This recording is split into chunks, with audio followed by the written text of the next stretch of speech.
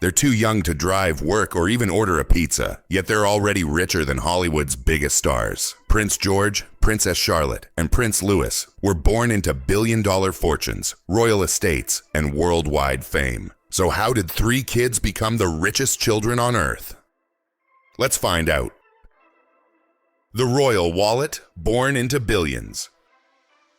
When most babies get a teddy bear, Prince George got a financial empire waiting in his crib. Born in 2013, the future King of England was instantly one of the most valuable humans on Earth. Literally. His birth boosted the British economy by an estimated $400 million in souvenirs, celebrations, and royal-themed merch. People were buying royal baby mugs like they contained actual gold dust. But that was just the beginning. As the eldest child of Prince William and Kate Middleton, George is destined to inherit the Duchy of Cornwall, a colossal estate that brings in over $30 million a year in profit. It's not a castle or a bank vault. It's an empire of farmland, shops, and entire towns across England. The duchy is basically Monopoly, except it's real, and George always wins. And yet George isn't even the richest royal kid right now. That title might just belong to his sister, Princess Charlotte. Born in 2015, Charlotte has something economists actually call the princess effect.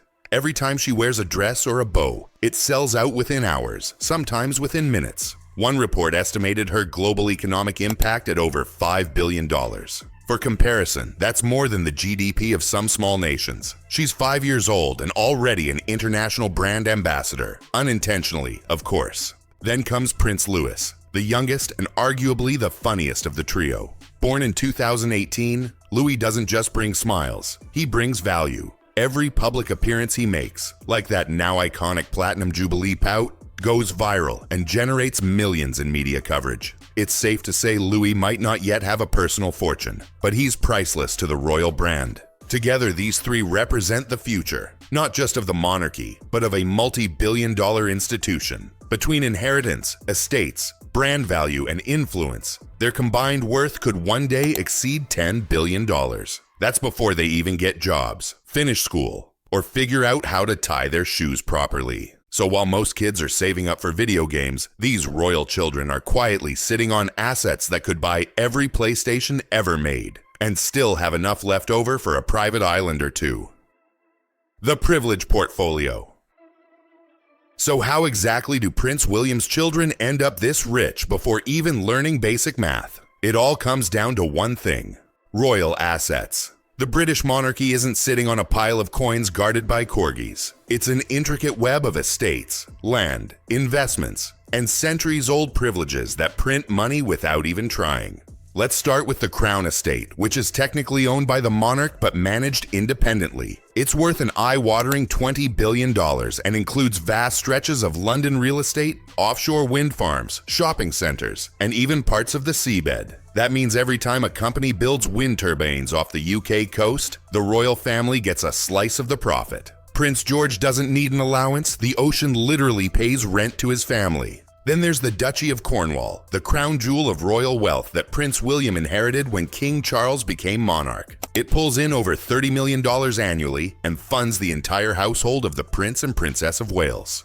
This estate includes over 130,000 acres of land across England, including farms, shops, and housing developments. Eventually, George will inherit it all. So yes, the kid's future job title might as well be CEO of half of England. Charlotte and Louis won't be left out either. They're expected to receive large trust funds and personal inheritances, plus lifelong royal benefits like housing, security, and official allowances. Even if they decide to go private, their family name alone ensures endless opportunities, book deals, brand partnerships, and the occasional Netflix documentary if they ever pull a Harry and Meghan. And then there's the royal brand itself, an invisible but immensely powerful source of wealth. Every public appearance by the Cambridges generates headlines, photos, and millions in media value. George in a school uniform? That's a global event. Charlotte's Christmas outfit? A retail phenomenon. Louis making funny faces at the balcony? Instant meme. And priceless PR. So while most kids earn pocket money from chores, these three are helping sustain an entire monarchy just by existing. It's not just old money, it's ancient money. Polished, modernized, and still making headlines in the Instagram age. Life inside the royal bubble.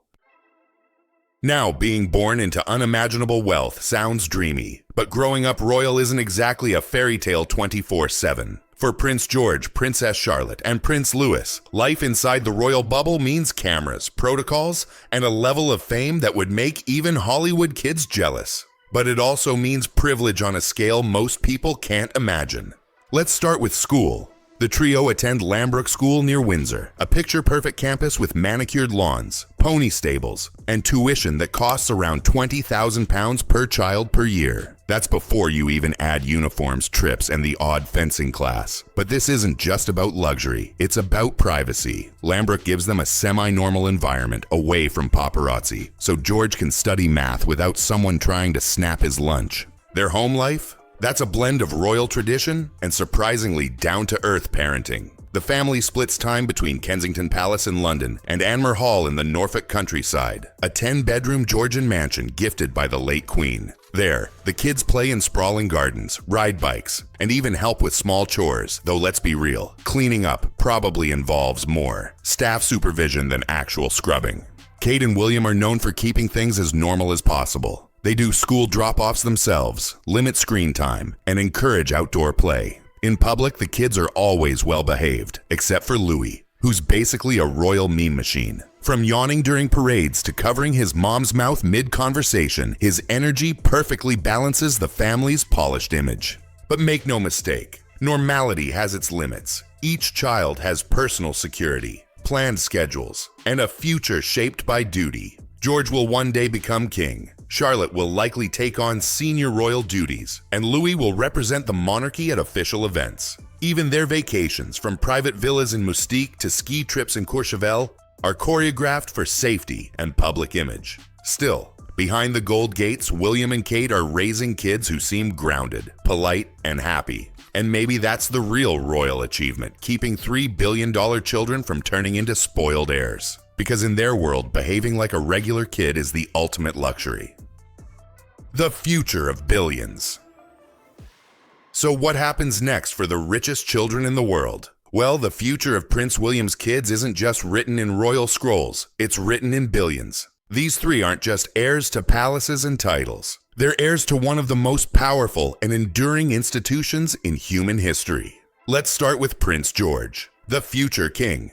When he inherits the Duchy of Cornwall from his father, he'll control an estate that currently manages over £1 billion in assets and generates tens of millions each year. By the time he turns 40, that figure could double. In other words, George's financial future is already so secure that even inflation bows down in respect. Yet, behind the pomp, William and Kate are determined to make him understand the value of service. They've introduced him to charity work early on, making sure that when the crown eventually lands on his head, it doesn't crush him under its weight. Then comes Princess Charlotte, who's redefining what it means to be a modern royal woman. She's already worth an estimated $5 billion in economic influence thanks to her fashion power. But her true strength might be her role in reshaping royal gender dynamics. Unlike past generations, Charlotte isn't expected to fade into the background. William and Kate are raising her with equal opportunity, meaning she could become one of the most active and visible royals of her era.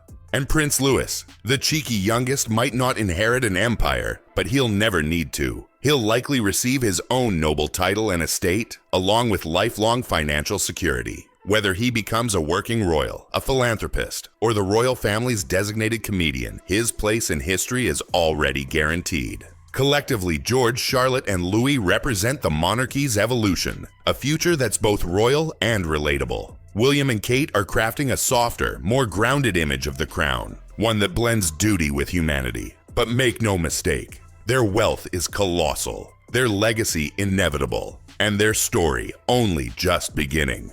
Because when your family tree doubles as a national institution, your bedtime stories sound a lot like history lessons in progress. So there you have it, the royal trio who were born with crowns, charisma, and billion-dollar futures. But will George, Charlotte, and Louis carry the monarchy into a new age or redefine royalty altogether? Subscribe for more untold royal stories.